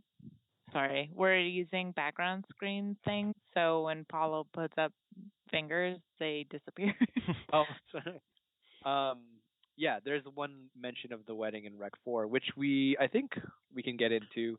It's a shame that we talked more about Quarantine 2 than Rec 3. It seems like, even though two of the three of us liked Rec 3 the most. Because Quarantine 2 was so terrible that we had to go scene by scene That's over fair. why it was. Yeah, okay, so Rec 4. So when I had finished watching Rec 3, I was pleasantly surprised, but I was going to like rate these movies to see like enter them into my database that I rank films in. And I saw all the other ratings for Rec 3, and they were all really, really bad, which I was surprised on, or I was surprised about. But when I was looking at those reviews, I was thinking like, okay, I'm about to watch Rec 4 next. Everyone seemed to have hated Rec 3 and hated that it was different. So what are they going to do for Rec 4? We're probably going to bring back all the same characters. We're going to go back to that same damn apartment building. We're going to go back to like everything that everyone liked. And then first scene of Rec 4, they're back in that same fucking apartment building and back with like the woman is back and they're like bringing her back and it's like, okay, everyone hated Rec 3. They want to ignore all of that. They want to go back to like the old stuff. And I thought it was going to be straight up like the exact same apartment building for the entire Rec 4. I was pleasantly surprised when they kind of quickly like started there but then exited. And what happens in the film is they go to I guess a commandeered boat that is somewhere in like a miscellaneous ocean, where some religious organization is using this as like a quarantined boat to conduct their studies to make sure that if there's another infection, it won't take over the world. But they can at least like do their studies here. So the main TV host who's in Rec 1 and Rec 2, we discover that like she's kind of possessed by whatever the lead demon of this franchise is, and she's been taken to this boat for further testing. We also see these other people, like I think the SWAT crew who took her out, like they're with her as well. There's also the grandma from the wedding is there. So we have that tie into Rec 3. There's a nod. Not the badass grandma, another grandma. I actually don't remember when she showed up in Rec 4 and she was like, "Oh, she's from a wedding." I'm like, I didn't remember her at all from Rec 3. But apparently it's the same I don't actress. think she was. She was just probably a random guest. Yeah. But she is credited in Rec 3, so she was actually there. But anyway, so basically the story is like, I forget how it actually initially gets out. Oh, I'm trying to remember this movie. But so there's a chef in the movie, and his food gets infected, and thereby everyone else, like some of the soldiers, start to get infected, and then kind of all mayhem starts to break loose. So the movie mainly follows that main TV host who, even though she is infected in Rec 2, she's still acting pretty normal throughout this whole movie, kind of the same way that she was in Rec 1. And we also have this one character who is I think he's like the pilot slash IT guy slash like miscellaneous person who does stuff, but also like creeps on the woman and watches her on film changing. So this is like apparently one of your lead characters that you're supposed to feel sympathy for, but he's a creep. It's a strange choice there, definitely. Yeah. But it's basically like it follows like the soldiers and the religious organization and your lead like protagonist who have been like brought here and being kind of held in quarantine as like the soldiers slowly turn into zombies and kind of break loose throughout the thing. And they're also trying to find the cure. Apparently they need to have like the original demon's blood in order to find like a vaccine or whatever to like solve this in case it does go viral across the world. And that's basically the movie. Also, I would say generally pretty good. Like I thought I was gonna absolutely hate it. The title of the movie is Rec 4 Quarantine, or sorry, Rec 4 Apocalypse. Apocalypse. I thought it was totally gonna go in a Resident Evil scenario where it's like, no, this is the end of the world, and it definitely did I was not. worried about that too. It was self-contained. Even looking at the poster, like it's a I little didn't misleading. See the poster. The bait and switch, guys. Bait and switch. It was a pretty good, like, because we talked about the difference between, like, following up with the mythology versus kind of, like, replicating it in a different way, and I felt like this found a good balance of that, of, like, the boat was a different idea, but it was still going back to kind of that idea of what the initial movie was. I'll also mention it is not found footage. There are, like, elements that they tie into of, like, the IT guys watching the camera, and so they tie in camera footage in a little bit, I think, as a nod to how the franchise started. But otherwise, it's a And they conventionally shot watched movie. her found footage. Right, from the which is first movie. but which is like the aside from Quarantine 2, this is like the most complete departure from found footage of the other movies as well. Yeah, at least in Rec 4, like they do the nods, like you can tell like they are acknowledging the origin of the like the franchise, as opposed to Quarantine 2, where it's just like, what is found footage? We don't know. Yeah. Well, And also it's funny though because they throw like in Quarantine 3, like you could tell that these two directors clearly were not friends after this because in Quarantine 4, he literally throws out the whole concept of reading Bible verses causing the zombies to stop and like have a seizure. Like he just throws that out the window and it's just like, no, we're not doing that at all. or that could have just been because they didn't have a priest, right? Yeah, they just didn't discover that. There's no priest on the boat. Well, I thought the main They scientist could. guy was a priest. Was he? I thought so. I thought they all had religious backgrounds in terms of because it was demonic and Oh. they weren't like health professionals, they were like from the church. They seemed very accepting of the whole demon side of things, so yeah, I assumed they were like a religious organization. Yeah, but then that's like one thing that's where I kind of was confused because when they were like towing the line between the demon thing and the parasite thing, especially after watching Rec 3, which completely leaned into the demon thing and disregarded the parasite thing. I was like, I don't, what is it supposed to be? But that Like, goes back to like Rec 3 wasn't a success, and also they just kind of said, "What? Let's just go back to Rec 1 and 2. Let's completely yeah, ignore Rec 3." yeah, which is unfortunate, like, because Rec 3 is great. It was a completely different movie, but I enjoyed it the most out of all of them. But at the same time, where did the monkeys come from? What did they didn't explain the monkeys? They just talked about cages a little bit. Monkeys just showed up out of nowhere. They just conveniently showed up in ducks and Well, it was the suddenly shadowy testing like lab that was on the boat, right? why did Those are they have the monkeys so that you're many talking about. monkeys?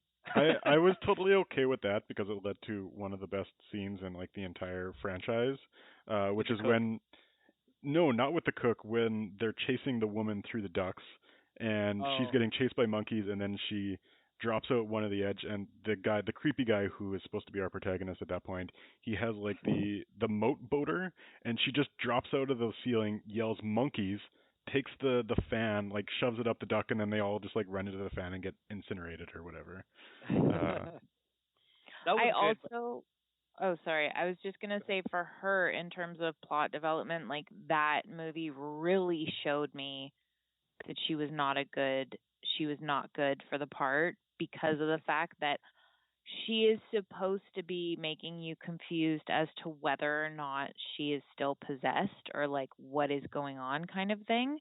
And I think she was supposed to kind of semi be showing that she wasn't possessed or that she wasn't showing symptoms of possession. She did not do that. 'Cause she's kind of always like straight to freak out mode when Yeah, like something's she's going like, wrong. everybody's trying to kill me and stuff, which is a great way to wake up when you've been in a terrible situation. Like, I get it. You're still just like, I woke up on a boat. What the hell?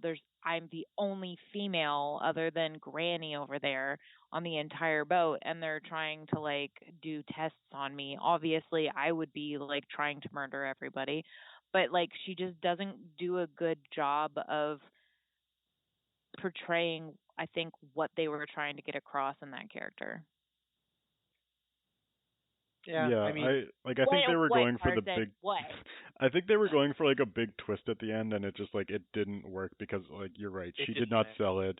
Also like they decided to say that like, oh, this whole time the other guy who was supposed to be the protagonist, so there was like the soldier protagonist and then there was the creepy guy protagonist and then they're like, oh, this guy has actually been infected and has been evil this whole time, but it's like he never showed signs of that either. So it's like Yeah, they didn't really know what they I were doing, they just wanted a twist.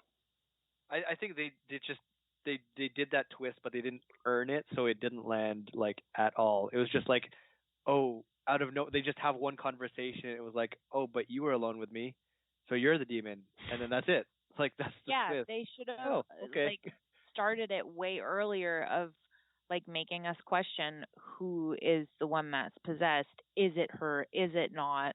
Is Yeah. it someone else? Whereas at the end they were just like, plot twist in 30 seconds. Blah blah blah blah blah. They also didn't give that guy anything to do to give him a chance to show like, okay, maybe it's me.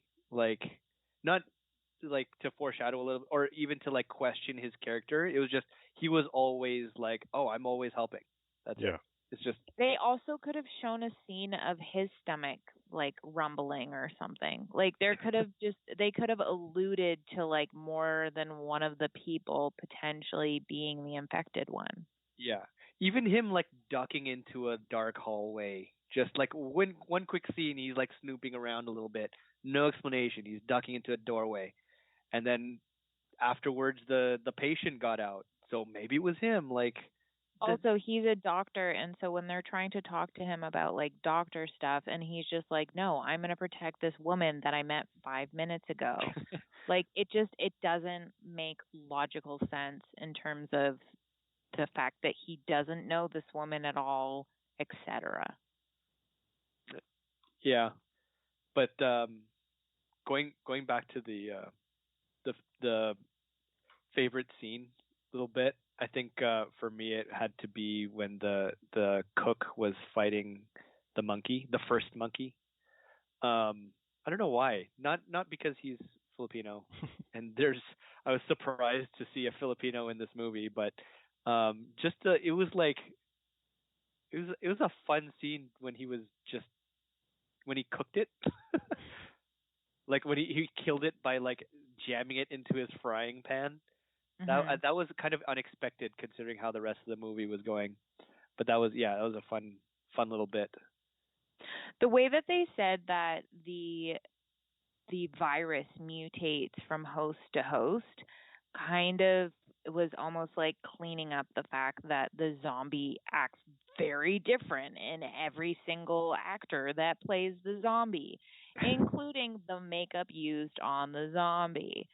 Like that part I just found kind of like a nice way to kind of clean it all up and why they still needed the original virus, which I liked because in this movie especially the makeup was very different. Suddenly they had boils and like blisters all over their face, which they did not have that same effect in any of the other movies to the same degree. Like they might have had little blisters, but this one was just like blisters all over your face.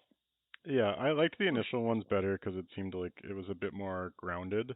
One thing that I liked that I think Quarantine 1 did is they showed like one guy who had broken his leg, like they show him walking on it later, and it's like because they Yeah. wanted to have a gross out element to the zombies, and it's like that's one that makes sense because he's dead but still living, but it's like a normal person wouldn't break on or be walking on his leg, but he's still going on it. Whereas like by Rec 3 and Rec 4, it was just like, oh, they're just as crazy as zombies as we can make. And it's like it was too over the top at that point.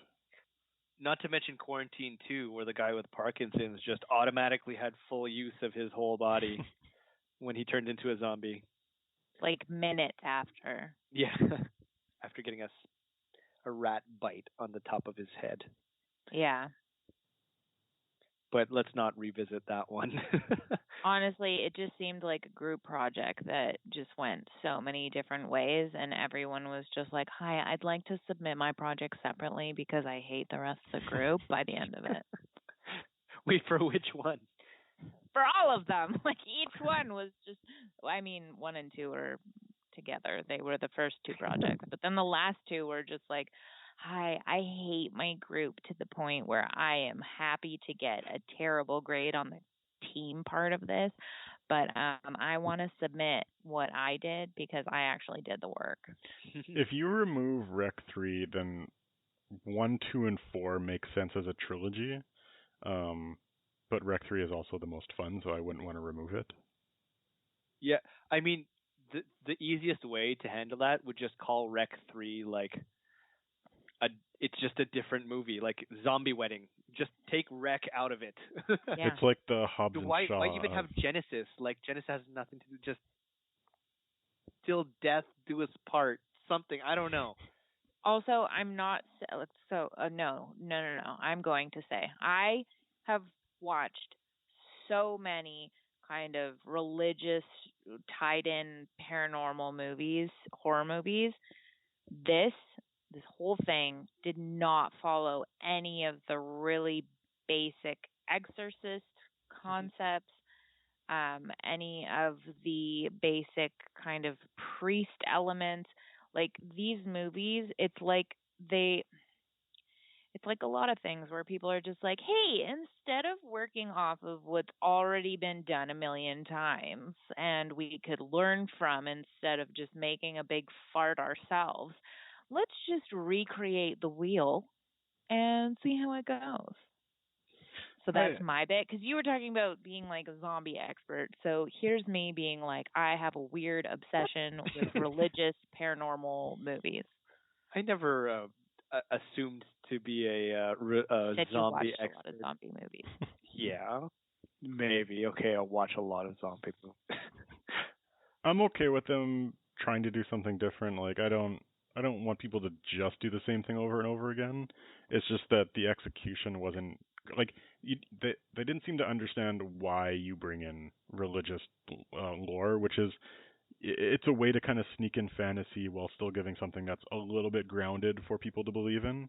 And it's like No, I more so mean the response to it. So I'm totally cool with doing different things in terms of how the demon comes around, whatever. It was more so just the fact that they were just like, this is a priest, but he's going to do none of the stuff that every single priest has done in every other paranormal movie. Yeah, that's fair. It's funny because what's her name? The Quarantine One girl, Jennifer Carpenter. lady, Jennifer Carpenter. Yeah, like I just automatically look at her and she scares me because of that Exorcism of Emily Rose movie, which like I watched. It like scarred me because that's one like if you're looking for priest things or like exorcism things, that's actually there's not a lot of the exorcism type things, but just like her being possessed, she does a great job throughout that movie, and it like just I can't watch it again, even though it scared me when I was like what 15, 16, but still, just looking at her now and like looking at her in quarantine, like she did a good job there too, but it just lended to the whole. Maybe if she did like Rec 3 and 4, like with Jennifer Carpenter, and it then when they were actually using like the demonic stuff, it would have been even more scary. But then I might not have watched them. Yeah, I really liked Exorcism of Emily Rose. I just realized that they were connected. Oh, you liked it? I also so forgot scary. that it was her. Did you wait? What? I watched it. I forgot that was Jennifer Carpenter. That's been a long time since I've seen that. Overall, like I ended up liking these movies a lot more than I thought I would. Like when you suggested watching this franchise, I was like, oh god, I'm gonna watch 4 terrible movies and 2 that I might like. But I enjoyed 3 and 4. It was really just we really didn't need to include Quarantine 2 on this. I mean, just for like to be thorough, right? Wait, when I was Googling images to just like double check on everything, I think it said something about Quarantine 3. Oh god. Is there a Quarantine 3? I'm gonna have to look at that because I don't. Movies I'm looking forward to. No. Quarantine 3. I don't think there was Quarantine ever one produced. LA. No, I don't. Quarantine 3 Genesis. Oh no, I think there is a Quarantine LA that is a Asylum movie. I think Asylum did a ripoff for it. The movie studio called Asylum, not taking place in an asylum. Oh, that was actually something I wanted to touch on. The studio that did Quarantine 2, which is Stage 6. They've done like a lot of random shitty movies, especially around the time that they did Quarantine 2. and it's like you look at them and there's like another an Anaconda sequel, the Art of War sequel. They did like Moon. they did Moon, and I was gonna get to that. Like later on, they do a lot of like not a lot. They do some actually good movies. So Moon is one of them. What there was another Attack the Block, Oh yeah, which that's a is a good good one. movie. The Raid Redemption, like it's surprising. Like they Yeah, this is real I up and down. I'm looking at this filmography. yeah, they're like all over the place. They did Starship Troopers 3, but anyways, Starship Troopers 3 interestingly enough had like a weird religious theme behind it. Is Like that how they Starship Troopers Traitor of Mars? no, Starship Troopers 3 Marauder. So like Starship Troopers 1 was like it was all about like propaganda and like this is like the military slash government thing, and then ignore Starship Troopers 2 because that was some random garbage. But then Starship Troopers 3 was like they tried to do that kind of like satire of like a theme, and they chose like I think religion. I don't remember that well, and I don't know why I'm talking about it right now. But anyways, I do uh, want to ask one question. Carson, did you emotionally have any response to Quarantine 3 because of the fact that you're going to be getting married? You mean Rec 3? That one. I did not make that connection. No. Carson's having a small wedding, so Yeah, I guess like if I had been planning like a large wedding, like maybe I would have connected that. But like our plan was always to have like a smaller wedding, and so True. I don't know, the whole concept of getting all these family together. I'm just like, no, let's not do I that. think that's why it affected me that much because mine is more along the lines and like Faye wants to do a whole dance and everything too, and it's like they did it in the movie. What if it happens to us? Like I can't kill my mom. Anyone that gets bit by a dog is not allowed to come. Yeah, That's it. actually that's fair. Although it is interesting having a wedding in quarantine to kind of make that connection. Um, but yeah, like Rec 3, they don't actually, to one of the points that Paulo made, they don't do a lot with the wedding. It's more of a reception of like the wedding takes like 30 seconds of the whole movie. Yeah, which I'm totally fine with. I'm again like because we had I don't know why we're talking about this again, but like they spend the whole first half of the movie like building up these two camera people that end up just like dying and you ignore. But it's like if you spent more time on the wedding and then we care more about the bride and groom, that would have made the second half that much better. which I agree with, but at the same time, it's surprise. Well, it's great to me that I think they still did a good job throughout the second half, just having the bride and groom being compelling like characters that you. What's wrong with my voice? Excuse me. Like building them up to be compelling characters that you wanted to see survive together. But, anyways, Yeah. I'll stop kicking that horse. Well, let's close Your it wedding's off. not going to turn out like that. Don't worry about it. You don't know that. Okay. I don't know. I might be. That would be fun. No. I mean, you are. Please record it. Please make sure someone records it, okay? We have Don't to put the record cameras down. everything. Everyone has a right to know what happened here. I will be that guy. Okay, let's close it off there. Okay.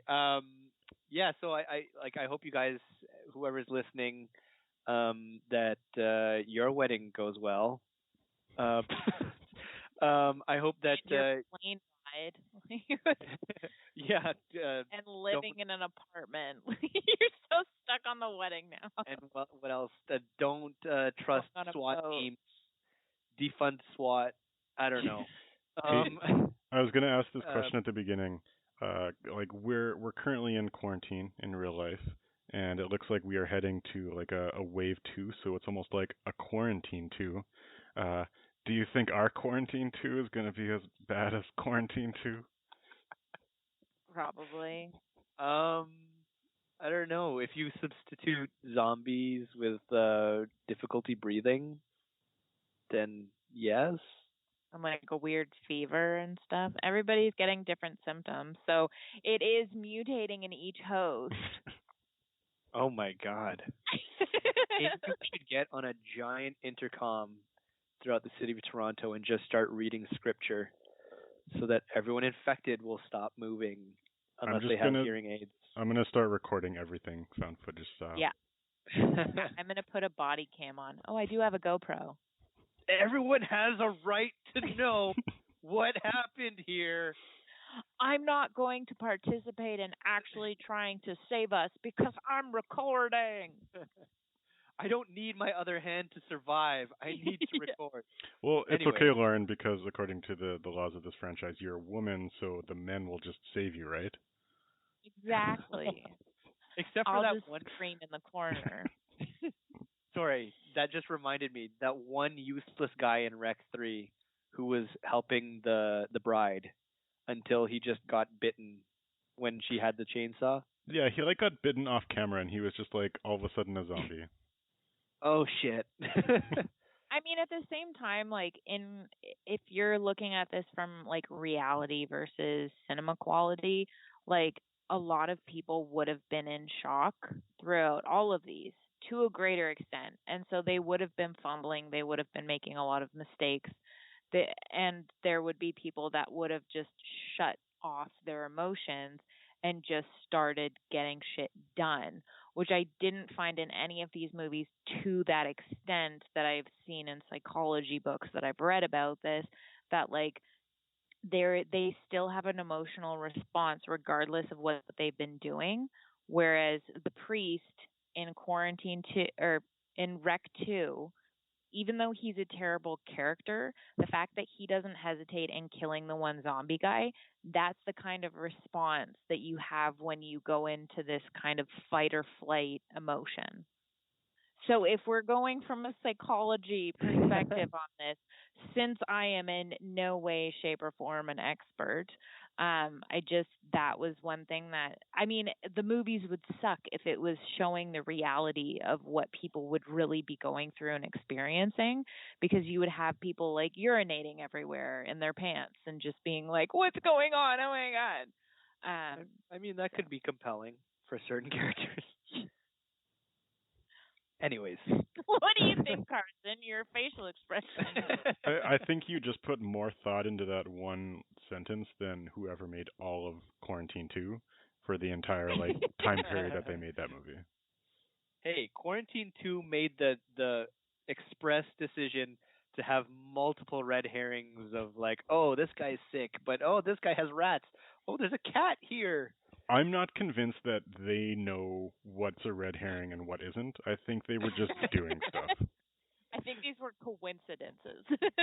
I think we're just trying to say, like, let's make some casual dialogue. Oh, okay, I'm sick, and it people, just happened. People get sick at the beginning of a zombie movie, right? So we'll just have like 4 people get sick. All right. So if you guys have stuck with us this far, make sure you watch Rec 3, if nothing else, and Quarantine 1 to make Quarantine 1. But if you're going to watch all of them, I would suggest watching the Rec 1 first and then watching Quarantine 1, because when you watch them backwards, the whole time you're just kind of just like, oh, this is the same thing. Yeah. I would actually recommend you see the quality increase. Yeah, I would recommend just like watching Rec 1 to Rec 4, and it's like, even though I think Quarantine is a better movie, like you're better off just watching the original Spanish franchise on its own. It just flows better.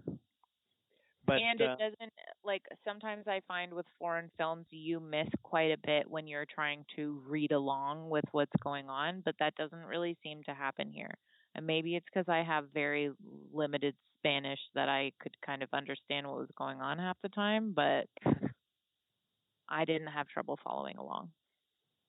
Cool. So I think we're all in agreement. Watch Rec 1 to 4. And Quarantine. Not Quarantine 2. Okay, so the final agreement: just watch everything but Quarantine 2. Yes. So aside from Quarantine 3, which may never come, what are you guys looking forward to in the near future? What do you guys want to watch? So I'm going to break the rules of this podcast, and I'm going to talk about a TV show, and that's because no movies are coming out right now, and I'm looking forward to season 2 of Umbrella Academy. The first season I liked because it was shot in my neighborhood, and it was decent enough ideas. Budget was really low. I'm hoping that semi-success of season 1 leads to a little bit better graphics and writing and acting in season 2. So yeah, I'm looking forward to that. Cool. I'm going to go next. Sorry, Lauren. I'm looking forward to Greyhound, which I've just discovered is coming out because there was a trailer on YouTube, I think. Basically, it's a Tom Hanks leading a World War II naval fleet, and I haven't seen him in a war movie since Saving Private Ryan, so I think that would be interesting. And also, the last thing that I saw him in was the Mr. Rogers movie. So I feel like it'd be a nice left turn. That's being produced by Stage 6 Films. Get out of here. It is, actually. Greyhound? Yeah. Oh, shit. All right, well, I'm giving you another chance, Stage 6. You can redeem yourself from Quarantine 2. What about you, Lauren? Well, I'll break the rules too since there aren't any new movies coming out. I have The Fifth Element as my next movie to watch on Netflix. That's what I'm gonna watch. I'm on board with that one. If you liked Umbrella Academy, you will like the show Misfits. Just as something else if you want to watch stuff. Well, thank you, Lauren, for joining us again. Thank you, Carson, for being our fearless leader. I miss you guys so much. It's so nice to see your faces and spend time with you. You are always welcome back. Anytime. Guests are hard to come by. And who knows, guys, next month, maybe we'll start delving into TV shows. We're running out of movies. We'll see. We should make a movie ourselves. Or that. That would be great. So join us next time on Houston We Have a Podcast. Bye. Bye.